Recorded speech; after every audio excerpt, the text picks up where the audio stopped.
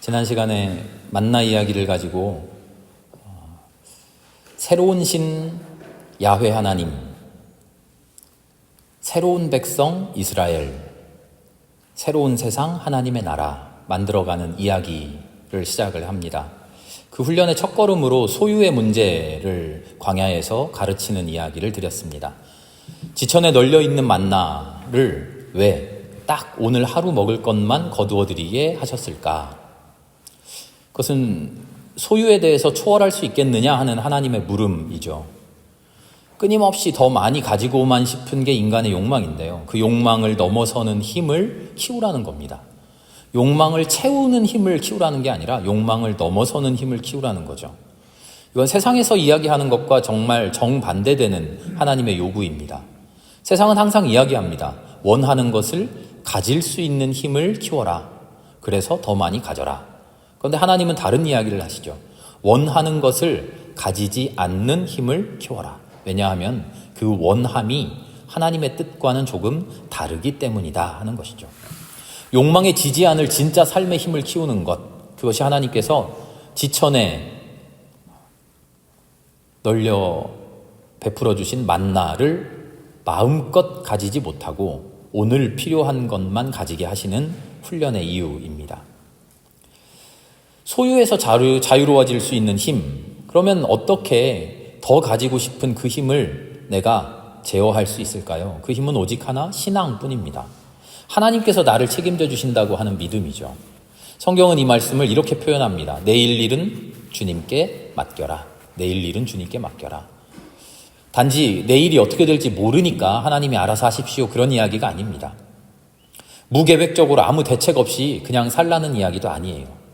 내 스스로 인간적인 수단과 방법으로 내일을 계획하고 내가 다 감당해낼 수 있다고 하는 그런 교만한 마음을 버리고 나를 내려놓고 하나님께서 계획하시고 하나님께서 인도하시고 하나님께서 의도하시는 그 신적인 목적에 순종할 수 있겠느냐 하고 묻고 계시는 거죠. 그 믿음이 없으면요, 인간은 항상 내일을 자기 스스로의 힘으로만 해결하려고 합니다. 심지어는 하나님마저도 자기 계획 중에 하나로 사용할 뿐이죠. 만나를 통해서 하나님은 이스라엘 백성에게 끝없이 그 훈련을 시켜주시는 겁니다. 내가 계획할 수 있다고 생각하는 것마저 내려놓고 내가 계획하려고 하는 그 의도마저도 내려놓고 내일을 온전히 하나님께 맡기는 훈련, 그 훈련을 40년 넘게 하시는 거죠. 두 번째 훈련은 뭐였죠? 멈춤의 훈련이었습니다. 멈춤. 안식일 전날에는 똑같이 거두었는데 이틀치를 거두게 되잖아요. 야, 신기하다. 어떻게 똑같이 거두었는데 안식일 전날에는 이틀치를 거둘까? 그 신기함이 핵심이 아니고요. 안식일에 거두지 않았다는 것이 핵심이에요. 안식일에는 거두지 않았다. 아무것도 하지 않는 날, 아무것도 하지 않고 나의 존재를 가만히 들여다보면서 내가 어떤 사람인가? 하나님은 나를 어떤 사람 만들어가고 계신가? 내가 지금 하나님의 뜻대로 잘 살고 있는가? 하고 나 자신을 돌아보는 멈춤의 훈련을 하나님께서 40년을 시키십니다. 그런데 이 훈련이 어떻게 하나님 나라에 대한 훈련일까요? 우리가 지난 시간들을 계속 이야기하면서 하나님 나라는 한마디로 말할 수는 없습니다만 굳이 한마디로 말해보자면 모든 사람들이 동등한, 모든 사람들이 평등한 평등사회라고 할 수 있다고 말씀드렸어요. 내 소유를 내가 억제하고 내일 일을 주님께 맡기고 멈추어 서서 나 자신을 돌아보는 것. 이게 어떻게 평등사회를 향한 훈련이 될 수 있을까요? 평등은 뭘까요? 평등은 나와 내가 동등하다는 겁니다. 너와 내가 동등하다는 거예요. 너와 나의 동등함이 깨어질 때 어쩔 때 깨어지죠? 너와 내가 가진 것이 달라요. 똑같은 줄 알았는데 사는 집이 다르네요. 똑같은 줄 알았는데 차는 타고 다니는 차가 달라요. 똑같은 줄 알았는데 먹는 음식이 달라요. 입고 먹고 사는 수준이 달라요. 그 다름이 왜 생겨났는가 하고 가만히 세상을 들여다봤더니 가진 것이 달라서 그래요. 부모를 잘 만나서 혹은 능력이 좋아서 세상에서 성공해서 여러 가지 이유들로 인해서 세상에 생겨난 소유의 다름이 인간 존재의 다름에까지 이어지는 거죠. 그 다름이 교묘하게 인간의 욕망을 자극해요.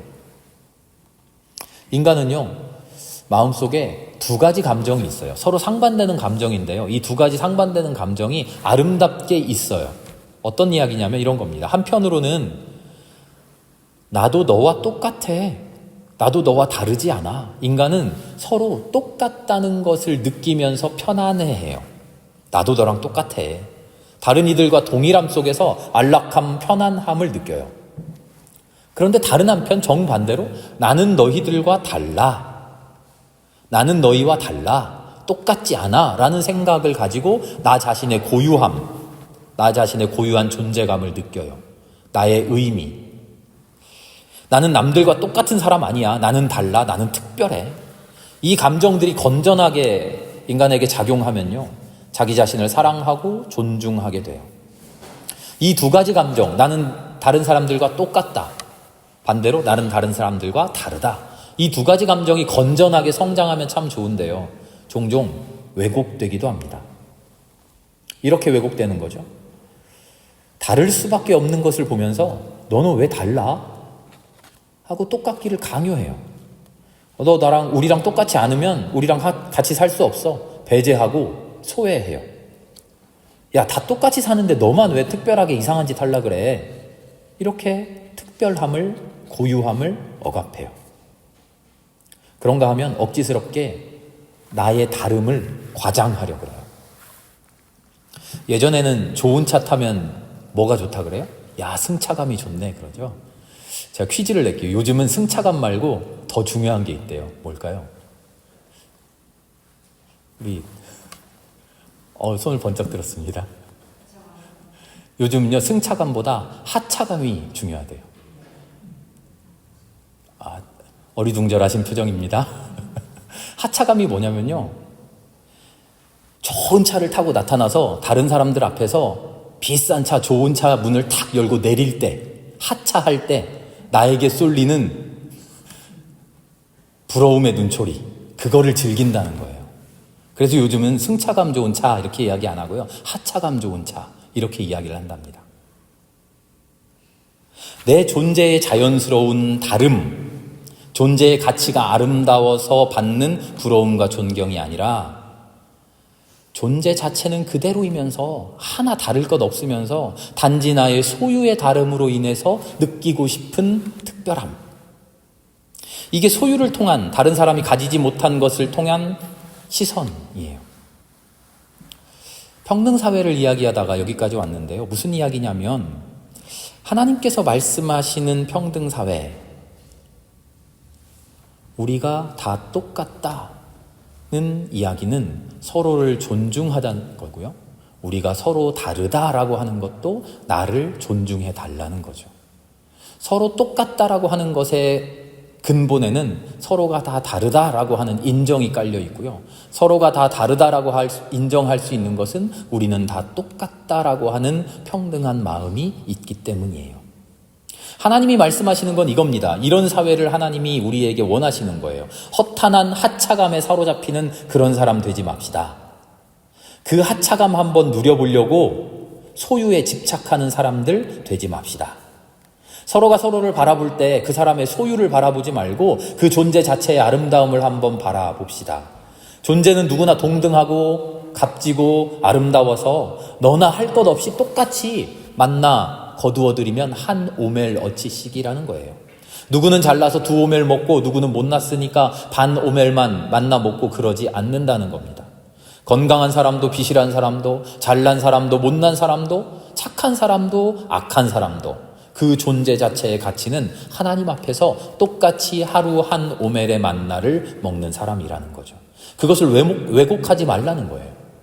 너는 악하니까, 너는 죄를 저질렀으니까 한 오멜 안 돼. 반 오멜만 먹어. 우리는 착하니까, 선하니까, 하나님 말씀대로 잘 사니까 두 오멜 먹어도 돼. 이럴 수 없다는 겁니다. 너희는 못났으니까, 능력이 부족하니까, 나는 잘났으니까, 나는 능력이 특출나니까, 그런 구분 하나님 앞에 없다는 거죠. 그런가 하면 필요 이상으로 거두어들인 만나는 썩어버렸다라고 주님 이야기하시죠. 그런데요, 만나가 썩어버렸다고 해서 굶어 죽거나 하는 백성이 아무도 없어요. 왜? 이미 그들에게는 충만하게 주어졌으니까요.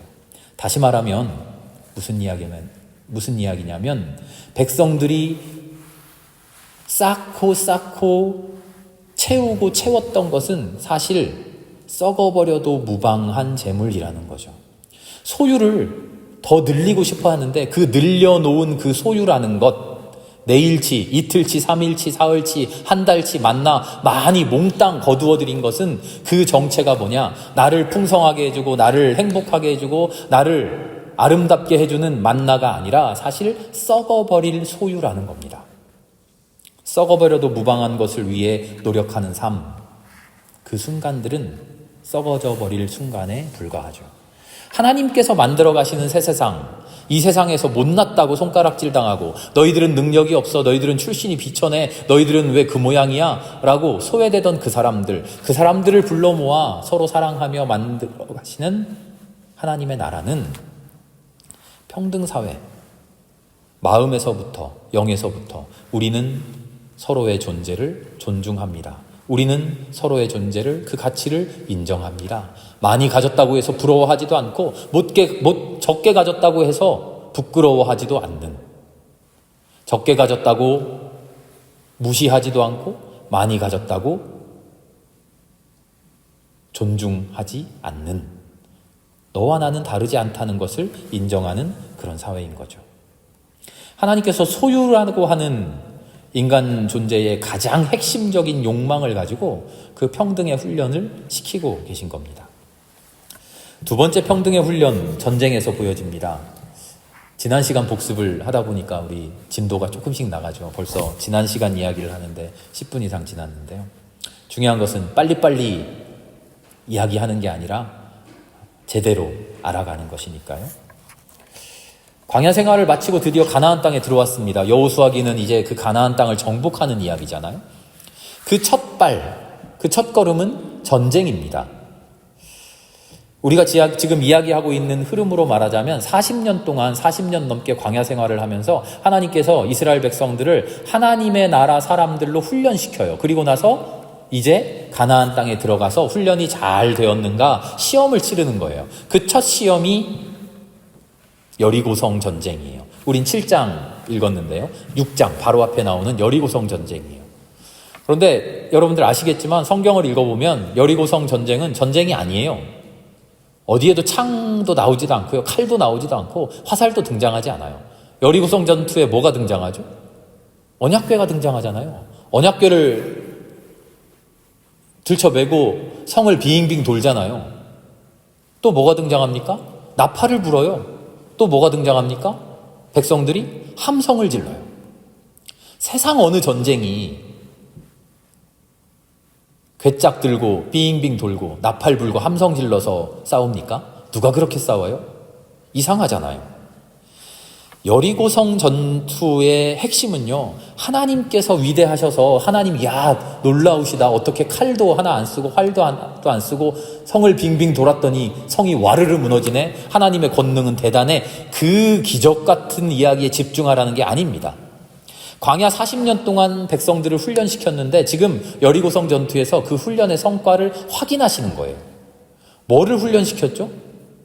내일 일은 모릅니다. 내가 내 삶을 계획하는 게 아니라 인간이 인간의 능력으로 내일을 계획하고 준비하고 대비하는 게 아니라 하나님께 모든 것을 맡기고 하나님께 주는 것으로, 하나님께서 베풀어 주시는 것으로 만족하고 그걸로 살아가렵니다 하는 그 훈련을 시켰잖아요. 그걸 지금 확인하는 거예요. 당연한 일에서는 다들 그렇게 하겠지만 어이없어 보이는 말도 안 되는 일에서까지 그렇게 순종할 수 있을까 하고 하나님이 지금 1교시 문제 딱 내시는 거예요. 전쟁은 당연히 칼과 창으로 해야 되는데 하나님이 이스라엘 백성에게 문제를 내는 거죠. 칼과 창으로 할래? 아니면 진짜 나를 믿고 함성과 나팔과 언약궤로 전쟁에 나가볼래? 말도 안 되는 전쟁인데 이스라엘 백성은 하나님의 말씀을 믿고 나아가요. 첫 시험에 당당하게 통과합니다. 하나님께 모든 것을 맡겼더니 정말 기적처럼 모든 것이 이루어졌더라. 확인한 거죠. 자, 두 번째 성이 나타났습니다. 여리고 성과는 비교할 수도 없을 만큼 조그만 성이에요. 이름도 아이예요. 아이성. 정찰대를 보내봤더니 야, 별것 아니에요. 모든 백성이 다 갈 필요 없습니다. 우리가 가봤더니요, 2,000명, 아니 한 3,000명만 올라가면 다 이길 것 같습니다. 그래서 3,000명만 공격하러 올라갑니다. 그런데 웬걸? 이스라엘 백성은 얕봤던 아이성 사람들에게 완전히 참패하고 돌아옵니다. 5절 말씀에 간담이 서늘해졌다 이렇게 말해요. 개역 성경은 마음이 녹아서 물같이 되었다 이렇게 말합니다. 왜 패배했을까요? 왜 패배했을까요? 힘이 부족했나요? 군사가 모자랐나요? 전략이 잘못됐나요? 아이성에 골리앗 같은 엄청난 장군이 있었나요? 아니에요. 성경은 인간적인 상황을 하나도 이야기하지 않아요. 사실 아이성 전투는요, 여리고성 전투에 이어지는 2교시 시험이에요. 두 번째 시험이에요. 소유에 관해서도 하나님께 맡길 수 있겠느냐 하는 거예요. 내일 일을 하나님께 모든 것을 맡겼습니다. 그러면 맡기는데 어떻게 맡깁니까? 내 모든 것, 소유마저도, 내 욕심마저도, 인간적인 그 욕망마저도 하나님께 다 드릴 수 있겠느냐? 두 번째 시험을 하시는 거예요. 여리고성을 무너뜨린 다음에 엄청난 전리품을 얻었어요. 수많은 재산, 가축, 사람들, 그때는 사람들도 재산이 되니까요. 노예로, 종으로. 하나님이 그런데 그 전리품을 놓고 이렇게 말씀하셔요. 이 성과 이 성 안에 있는 모든 것을 전멸시켜라. 다 없애라. 너희들 가지지 말아라 하는 거예요. 처음 시험이니까 너무 어려워하지 말라고 힌트까지 주셔요. 6장 17절 말씀에 너희는 전멸시켜서 바쳐야 하는 희생제물에 손을 댔다가 스스로 파멸하는 일이 없도록 주의해라 하고 힌트까지 딱 주셔요. 그런데 오늘 말씀 1절에 아간이라고 하는 사람이 이 시험을 탁 걸려 넘어지죠. 오늘 우리가 계속 이야기하고 있는 하나님의 나라, 하나님께서 만들어 가시는 새로운 사회, 그 새로운 사회에 대한 훈련, 그 훈련의 시험, 이런 맥락을 모르고 이 전쟁 이야기만 탁 놓고 보면요, 하나님이 조금 초라하고 좀 쪼잔한 것 같아요. 그러지 않나요? 하나님께서 야, 이거 다 내 거라고 했는데 왜 나한테 다 안 바치고 요 조금 너희들이 가져갔어. 그리고 화를 내는 거잖아요. 그리고 진멸 심판하신다는 거예요. 그런데 그게 전부가 아니죠. 40년에 걸친 광야의 훈련, 그 결과를 확인하고 시험하는 중인데 모든 것을 하나님께 의뢰하고 하나님만을 신뢰하고 살 수 있겠는가 검증하고 있는 순간인데 2교시 시험에서 똑 낙제점을 받아버린 거예요. 하나님이 그래서 화나신 거예요. 하나님께서 모든 것을 책임져 주신다는 것을 목도했어요. 창과 칼로 싸우는 전쟁인데 창칼 없이도 이긴다고 하는 것을 경험했어요. 그런데도 소유에 대한 집착을 끊어내지 못했어요. 내 알량한 그 마음의 족쇄를 채우지 못했어요. 믿음으로 그 마음을 이겨내지 못했어요. 40년이나 훈련해 놓고도 눈앞에 쌓여있는 재물에 욕심을 냈어요.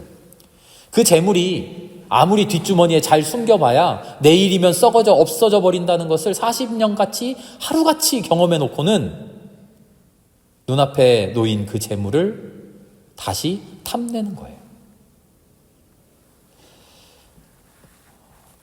이스라엘 백성들 참 어리석고 참 어쩌면 이렇게 못났나 하고 읽을 때마다 그런 생각을 합니다만 그 거울에 나 자신을 비추어 보면 이스라엘 백성만큼이나 못난 것이 우리들 자신인 것을 깨닫게 됩니다. 40년이 뭔가요? 평생을 주님께서 우리에게 하나님의 말씀을 일러주시고 이렇게 살아라, 이렇게 살아라. 잘못 살 때 심판하지 않으시고 오히려 위로하시고 용서하시고 참아내 주시고 그러셨는데도 다시금 내 멋대로 사는 우리의 삶이 보이지 않나요? 그러고 보니까 아이성 전투의 참패에는요, 또 다른 숨겨진 이유가 있습니다. 전투에 앞서서 백성들이 하나님 앞에 하나님, 우리가 이 일 앞에 어떻게 해야 합니까? 라고 하나님께 묻는 과정이 없어졌어요.